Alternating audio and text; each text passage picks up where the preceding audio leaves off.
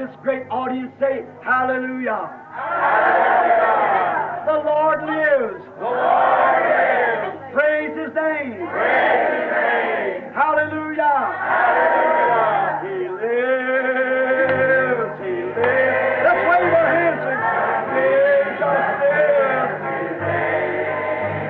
He walks with me and talks with me along life's narrow way.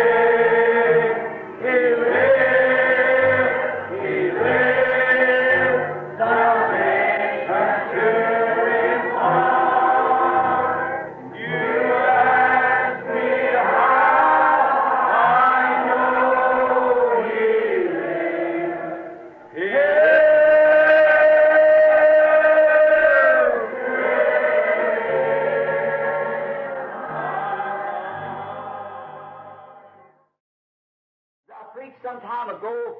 Como preguei faz algum tempo na reunião dos homens de negócios em Phoenix, Arizona, do reflexo de Jesus, refletindo vida cristã. Eu disse que nasci aqui em Kentucky, onde é muito primitivo, especialmente no passado, quando eu era criança. E este certo garotinho nunca teve um lar como temos aqui, onde temos tantas belas damas que têm de se olhar nos espelhos pela casa toda para manter o cabelo exatamente no lugar e assim por diante. Mas ele tinha um pequeno espelho, só um pedacinho pregado numa árvore do lado de fora, onde o tanque de lavar roupa estava, onde sua mãe e seu pai se lavavam e penteavam o cabelo e assim por diante. Com este velho pedacinho de espelho pregado numa árvore. Francamente, esse é o tipo de lar que tínhamos. Qualquer um que quisesse ver um espelho, nós, crianças, tínhamos de apanhar uma caixa e subir no tanque de bater roupa e olhar neste pedaço de espelho que eu peguei eu mesmo, num depósito de lixo. Isso não foi em Kentucky, foi aqui em Indiana, aqui na Utica Pike. Agora, este garotinho nunca tinha se visto exatamente dessa maneira. Deste modo, ele veio à cidade visitar a vovó. E passeando pelas salas, a vovó tinha uma casa que tinha um espelho inteiro numa porta. E assim, o garotinho, correndo através da sala, viu outro garotinho em frente dele e o garotinho também estava correndo. Assim, ele pensou que devia parar por alguns minutos e ver o que o garotinho ia fazer. E quando parou, o garotinho parou. Quando virou a cabeça, o garotinho virou a cabeça. Ele coçou a cabeça, o garotinho coçou a dele. Finalmente, chegou mais perto para investigar. E se voltou, e sua mãe, observando-o, e sua avó, com surpresa, disse, "Ora, mãe, esse sou eu." Assim, eu disse que nós também estamos refletindo alguma coisa. Está vendo? Nossa vida é refletida. E agora, se tivéssemos vivido nos dias de Noé, ao lado de quem nós ficaríamos? De que lado ficaríamos naquele grande dia em que Noé viveu? De que lado ficaríamos nos dias de Moisés? De que lado nos dias de Elias, o profeta, quando o mundo todo foi consumido por uma grande massa de modernismo, como a moderna Jezabel, e tinha se livrado de todos os servos do Senhor, levando-os a ter um proceder mundano, e a igreja e os sacerdotes estavam todos se submetendo a ela? Você teria ficado do lado da popularidade ou teria permanecido com Elias? Agora, e nos dias do Senhor Jesus, pensamos sobre esta pessoa não popular, não instruída pelo mundo, nenhuma escola que pudessem encontrar que ele tivesse frequentado, e nenhuma experiência de seminário. E então cresceu com um nome de nascimento ilegítimo, e então sair pregando um evangelho que era contrário a qualquer coisa que lhes tinham ensinado. Muito, e condenando os ministros e suas organizações, e assim por diante. E as organizações tinham feito uma declaração que, se alguém fosse ouvir este assim chamado profeta, seria expulso da sinagoga. E era um pecado mortal. Eles tinham de responder por isso. A única maneira de poderem adorar era sob o sangue de um cordeiro. Eles tinham de vir a este sacrifício. E então eles eram banidos. E que grande coisa isto era. E este homem ignorou tal coisa. E ainda assim ele estava perfeitamente com a Escritura. Mas não da maneira que eles a conheciam. Que lado você teria tomado? Está vendo? Agora, não, sua vida que você vive agora reflete agora exatamente o que você teria feito então, porque você ainda está possuído pelo mesmo Espírito, está vendo? Se você toma esse lado agora com eles, você teria feito o mesmo então, porque o mesmo Espírito que está em você agora estava nas pessoas então. Está vendo? O diabo nunca tira seu espírito, ele só sai de um homem para outro. Deus também nunca tira seu espírito, ele vai de um para o outro. Está vendo? Assim, o mesmo Espírito que esteve sobre Elias veio sobre Eliseu, o mesmo sobre João Batista e assim por diante. O Espírito Santo que esteve sobre Cristo veio sobre os discípulos, continuou vindo e ainda vem sobre as pessoas. Está vendo? Deus nunca tira seu Espírito. Assim, somos deixados aí para fazer uma escolha. E eu não consigo ver aqui que Paulo estivesse se lamentando de alguma coisa e dizendo que se arrependia de ser prisioneiro. Mas estava se referindo a... Eu creio que Paulo, enquanto escrevia esta carta, com essa pena de escrever, que era o Espírito Santo fazendo que ele escrevesse isso. Que talvez até mesmo para esta noite, para que pudéssemos extrair o contexto do nosso texto, para mostrar por que Paulo fez isso. Porque é escriturístico, e escriturístico é eterno. Eu creio que, sentado neste cárcere sombrio, que Paulo escreveu ao seu colega aqui, seu irmão, que ele era um prisioneiro de Jesus Cristo. Assim, ele podia expressar isto ao ver o que estava ao seu redor. Agora, ele estava no cárcere, mas não era isto que ele estava falando a este servo de Cristo, um ministro com ele. Ele estava falando que era um prisioneiro da palavra de Jesus Cristo, porque Cristo é a palavra. E Paulo tinha sido um grande estudioso em seu tempo. Ele tinha grande ambição. Ele era um homem que tinha sido treinado por pessoas, um sujeito chamado Gamaliel, o qual era um grande professor do seu tempo, uma das maiores escolas que ele podia ter frequentado. Por exemplo, como dizemos, Wheaton, ou Bob Jones, ou alguma grande escola fundamental. Ele tinha sido ensinado como um ministro da palavra. E ele era bem instruído e talentoso, e um rapaz inteligente com uma grande ambição de talvez algum dia tornar-se sacerdote ou sumo sacerdote para o seu povo. Ele tinha uma ambição. E então descobrir que esta grande ambição para a qual ele tinha sido treinado e tinha gasto toda a sua vida, talvez desde a idade de 8 ou 10 anos até cerca de 30 ou 35, quando terminou a universidade e se formou, e tinha todos os seus diplomas e tudo mais, e era bem visto por todos os clérigos, até mesmo com o sumo sacerdote em Jerusalém. Ele tinha ordens dele, ordens pessoais, escritas e confiadas a este grande Saulo para ir a Damasco e encontrar todos aqueles que lá adoravam a Deus de modo contrário ao que ele dizia, e prendê-los e lançá-los no cárcere. Se necessário, tinha ordens para entregá-los à morte, se quisesse. Ele tinha grande ambição. E agora, tudo para que ele tinha sido treinado, Deus tinha tirado tudo isso dele. Está vendo?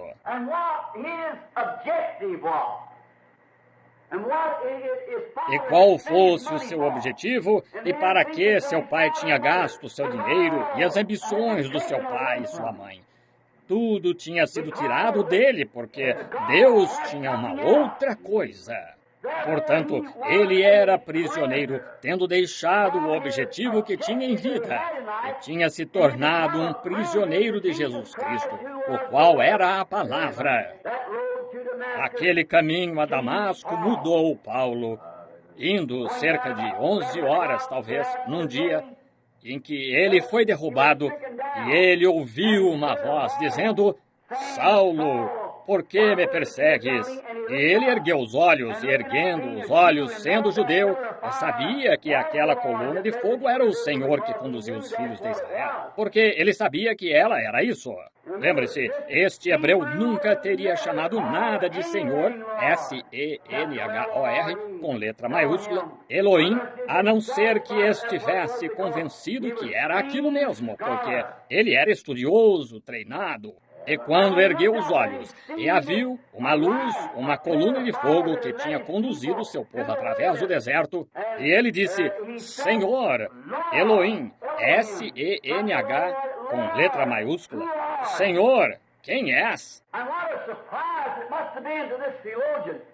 E que surpresa deve ter sido para este teólogo ao dizer, eu sou Jesus, o próprio contra quem ele tanto estava. Que reviravolta! Deve ter sido algo terrível para este homem, que todas as suas ambições que tinha ao descobrir, subitamente, que ele estava perseguindo. Suas ambições o tinham afastado para mais longe da coisa principal que ele intentava fazer. E que grande choque deve ter sido para este apóstolo quando ele disse, eu sou Jesus, próprio que ele estava perseguindo. Por que me persegues? Outra pequena citação que poderíamos deixar aqui. Veja, quando zombam da igreja, não estão realmente zombando da igreja, estão zombando de Jesus. Por que me persegues? Como poderia Paulo, então, com todo o seu intelecto, crer que era isto, que este grupo que estava perseguindo era o próprio Deus que ele afirmava estar servindo? Acho que isso é, sem entrar em detalhes, acho que todos estamos bem treinados o suficiente para saber o que quero dizer aqui. A mesma coisa está acontecendo hoje. Paulo, embora na ignorância, ainda assim era esperto e inteligente, muito mais inteligente do que aqueles galileus sem instrução que ele estava perseguindo, que já haviam, em sua humildade, aceitado este homem como Senhor. Mas Paulo, em seu grande ensino e seu intelecto, não podia aceitar isso. E que reviravolta deve ter sido para ele neste caminho.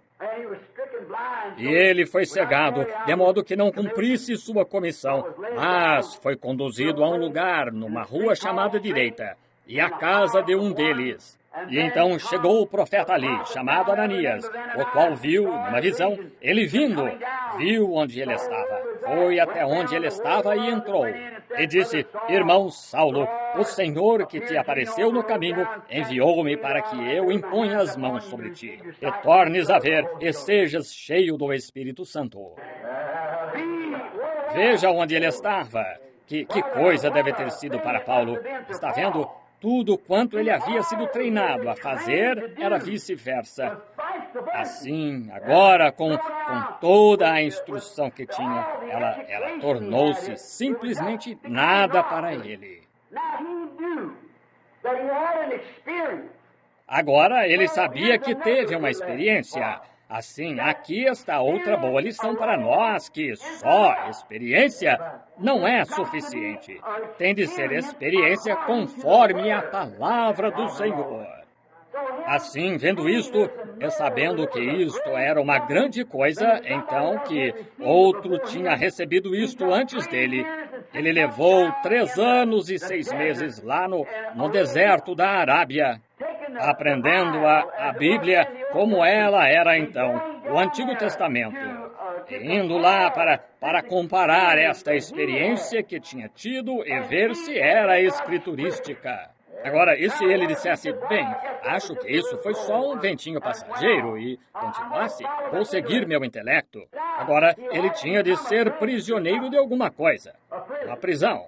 Assim, depois de comparar e ver, não é de admirar que pudesse escrever o livro de Hebreus, em tipo.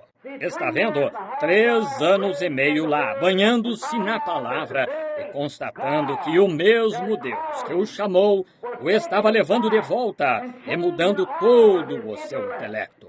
Mudando tudo o que ele alguma vez pensou. Tudo que treinou para ser, toda a sua ambição, simplesmente removeu dele e se tornou um prisioneiro. O amor de Deus tinha sido tão tremendo e tal revelação que ele não pôde se livrar disto. Essa é a verdadeira experiência de todo crente de verdade que encontra Deus. Você entra em contato com algo que é tão grande que você se torna um prisioneiro para o resto. Está vendo?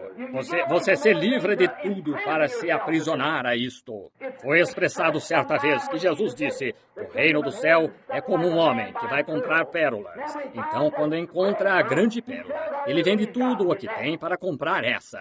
E assim é aqui. Você tem uma concepção intelectual, você tem uma experiência teológica. Mas quando chega a hora em que você realmente encontra a coisa verdadeira, você simplesmente vende tudo mais e se prende a isso. Paulo sabia o que era. Ele constatou que estava preso a algo. Como nós pomos um cavalo preso a um arreio, é para puxar alguma coisa. E Paulo soube, depois desta experiência, de 3 anos e meio, tipificando a experiência que teve com a Bíblia, ele compreendeu que Deus o tinha escolhido e o tinha preso pelo Espírito Santo, a experiência que teve para puxar o Evangelho na presença dos gentios. O Espírito, ele próprio, o prendeu. E hoje, como servos de Cristo, nos tornamos presos, atados. Nós não podemos ir, estamos restringidos a ela, presos à palavra. Não importa o que alguém diga, você está preso a ela. Há algo acerca dela que você simplesmente não consegue se livrar dela. Você foi posto sob o jugo com ela pelo Espírito Santo. Foi posto sob o jugo da palavra. Não importa o que qualquer um diga, é a palavra. Está sempre preso a ela, posto sob o jugo dela. A palavra, pelo Espírito, ele estava preso. Ele tinha aprendido lá na parte remota do deserto arábico, quando todas as suas coisas anteriores e experiências e ambição, que ele tinha sido despido dessas coisas. Agora, é aí que encontramos hoje que devemos ser despidos primeiro. E as pessoas não querem ser despidas. O irmão metodista quer se apegar a um pouquinho do seu ensino metodista. O irmão batista quer se apegar a um pouquinho do seu ensino batista. Está vendo? Mas você tem de ser absolutamente despido de tudo. E simplesmente nascer de novo, outra vez, e continuar dali, deixar o Espírito Santo conduzir. Você não pode dizer, bem, agora meu papai disse, quando entrou na igreja aqui, apertou a mão do pastor. Ele foi um membro bom, leal. Isso pode ter estado bem para a raça dele, mas nós somos outra raça, está vendo? Agora devemos voltar aos tempos bíblicos para este dia. Os sacerdotes estavam presos também, mas veja, eles tinham vindo para outra dispensação e eles falharam em se despir do seu antigo arreio e vestir um novo arreio. E a mesma coisa encontramos hoje. Passamos por uma era denominacional, como provamos através das eras da igreja, a Bíblia e assim por diante. Mas chegamos agora a uma era livre, onde o próprio Espírito Santo desce e se vindica e se dá a conhecer. Faz toda a promessa que ele prometeu se cumprir. Oh, que coisa! Que tempo notável! E ele sabia que... Outra coisa, ele sabia que não podia ir a lugares que, estando preso a isto, que ele não iria, mas ele queria ir. Ele sabia que sua ambição o atraía a ir entre irmãos, aonde ele era convidado a ir, e ainda assim, ele era impelido pelo Espírito a fazer uma outra coisa. Ele não era de si mesmo. Talvez alguém dissesse, irmão Saulo, irmão Paulo, queremos que o irmão venha aqui porque temos a maior igreja, temos a maior congregação, suas ofertas serão grandes e assim por diante. Mas, sendo impulsionado pelo Espírito, ele pensava, tenho um irmão lá, gostaria de ir e salvar este irmão, levá-lo ao Senhor. No entanto, o Espírito o impulsionava a ir a algum outro lugar. Ele era um prisioneiro. Isso mesmo. Oh, Deus, faze-nos prisioneiros assim, deixando nossa própria ambição egoísta e deixando nossos julgamentos e nossa melhor maneira de pensar a ser prisioneiros de Jesus Cristo. Eu penso que essa foi uma grande declaração que eu sou prisioneiro de Jesus Cristo. Lembre-se, Ele é a palavra. Está vendo? Não importa o que alguém pense, é a palavra. Está vendo? Se você é prisioneiro da palavra, nenhuma denominação pode afastá-lo dela. É a palavra. Você é prisioneiro dela. Isso é tudo. Você tem de agir da maneira que ela age. Agora, ele não podia ir a certos lugares que queria. Por quê? Por quê? O Espírito o proibia. Lembre-se, muitas vezes, que Paulo estava tentando ir a algum lugar, pensando, ali é onde eu poderia ter uma grande reunião, mas o Espírito o proibia. Agora, isso expressa claramente e prova que Paulo era prisioneiro. Um prisioneiro de Jesus Cristo, preso à sua palavra pelo Espírito. Oh, eu gosto disso. Ele estava atado. Ele estava atado por uma cadeia e por grilhões de amor para fazer a vontade de Deus e somente isso. Ele era prisioneiro. Estava em grilhões de amor. Ele estava no jugo com Cristo. Ele não podia se pôr no jugo com mais nada. Ele estava no jugo com Ele. E aonde o guia ia, era ali que ele tinha de ir. Independente de quão verde o pasto estivesse, aqui deste lado ou daquele lado, ele tinha de ir na direção em que o líder e o jugo iam. Oh, esta noite, se nós, como Tabernáculo Branham, somente pudéssemos nos tornar prisioneiros para nosso próprio ser egoísta, para nossa própria ambição, de modo que pudéssemos nos render completamente e estar sob o jugo com Ele, independente do que o resto do mundo pensa, do que o resto do mundo faz. Nós estamos sob o jugo com grilhões de amor, nós somos prisioneiros. Meus pés estão de tal modo sob o jugo de Cristo que não dançam. Meus olhos estão de tal modo sob o jugo de Cristo que eu, quando vejo estas modernas mulheres nuas na rua, isso vira a minha cabeça. Meu coração está tão sob o jugo do amor a Ele que não posso mais ter amor por este mundo. Minha vontade está tão sob o jugo dele que nem sei agora quais são minhas ambições. Apenas para onde quer que tu conduzas, eu seguirei, Senhor. Eu serei um prisioneiro. Está vendo? Paulo foi corretamente um prisioneiro. Ele não estava fazendo nenhuma afirmação errada.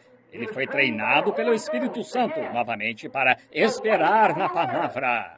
Agora, ele tinha sido treinado de uma maneira, mas Deus o tinha treinado de outra maneira agora. Ele foi treinado pelo Espírito Santo para esperar no Senhor, independente de quais fossem suas ambições. Agora eu vou, pela ajuda do Espírito Santo, mostrar-lhe uma coisa. Está vendo? Agora tomemos um exemplo. Certo dia, Paulo e Silas, descendo a rua numa certa cidade onde eles estavam tendo um reavivamento, e uma mocinha, possuída de demônio, ficou seguindo-o, gritando atrás dele. E sem dúvida que Paulo sabia que tinha autoridade como apóstolo para repreender aquele espírito maligno para fora daquela mulher.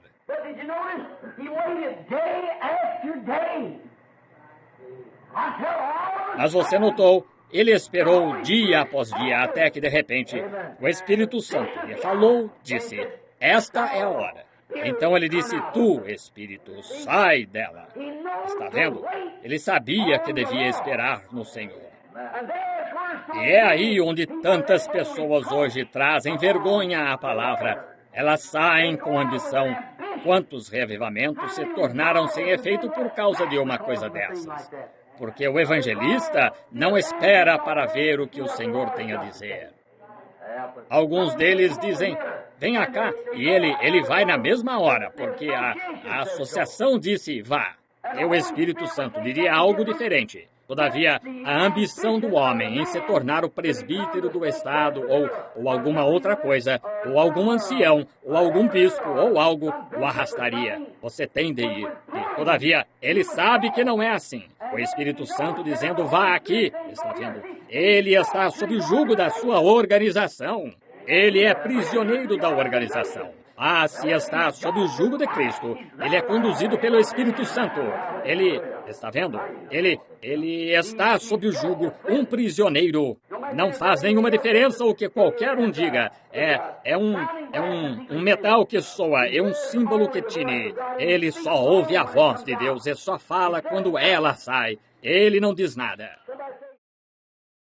When we all get to heaven, what a day of rejoicing that will be. When we all see Jesus, we'll sing and shout the victory. When we all get to heaven, what a day of rejoicing that will be. When we all see Jesus, we'll sing and shout the victory. Hallelujah. It's dripping with blood. Yes, it's dripping with blood. This Holy Ghost gospel, it's dripping with blood. The blood of disciples who died for the truth. This Holy Ghost gospel is dripping with blood. The first one to die for this Holy Ghost plan was John the Baptist, but he died like a man. Then came the Lord Jesus. They crucified him. He preached that the Spirit would save man from sin. There was Peter and Paul and John the Divine. They gave up their lives so this gospel could shine. They mingled their blood like the prophets of old, so the true word of God would honest be told. Then they stoned Stephen. He preached against sin. He made them so angry, they dashed his head in. But he died in the Spirit. He gave up the ghost and went to join the others, that life-giving host. The souls under the altar are crying, how long? For the Lord to punish all that's done wrong. But there's going to be more who'll give their life's blood for this Holy Ghost gospel and its crimson flood. All together now, it's dripping with blood. Yes, it's dripping with blood. This Holy Ghost gospel, it's dripping with blood, the blood of disciples who died for the truth. This Holy Ghost gospel is dripping